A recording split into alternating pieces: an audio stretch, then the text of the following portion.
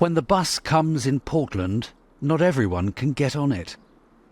If they travel on the bus with the local community, there could be some sort of integration, because a lot of people are confused of why they're here, and maybe a little chat on the bus, because that's where people do talk.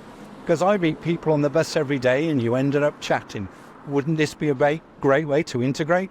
But no, they're separated. And how can the local community move forward if they're always kept in isolation from us? For some, there are echoes of segregation, and it's leading to resentment.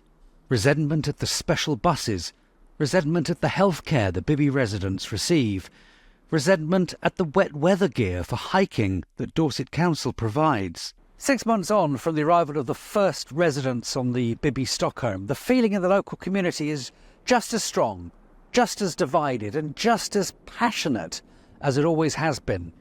And while a community that didn't ask for this argues and accuses, the sheer cost of the Bibby Stockholm sticks in their throat. £34.8 million. If you break that down into figures, that works out at capacity at about £4,500 per month per head. And I mean, if you do a little bit of investigation, you can rent a really plush house in Sandbanks for that money, or an apartment in Chelsea each.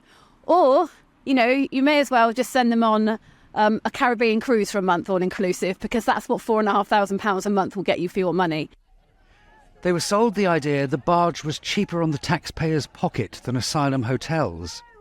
But in an investigation by the National Audit Office into the Home Office's asylum policy, it was revealed not only is this more expensive than hotels, at the time of commissioning the barge, the Home Office had not even estimated costs. They were flying blind. I'm shocked, really. I mean, the Home Office blatantly lied. They told us that the Bibby Stockholm was to offer value for the taxpayer for housing asylum seekers.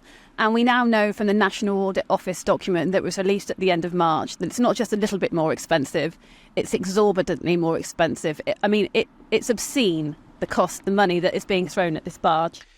In a statement, the Home Office told GBNews, "We have always been clear that the use of asylum hotels is unacceptable, and that's why we acted swiftly to reduce the impact on local communities by moving asylum seekers onto barges and former military sites.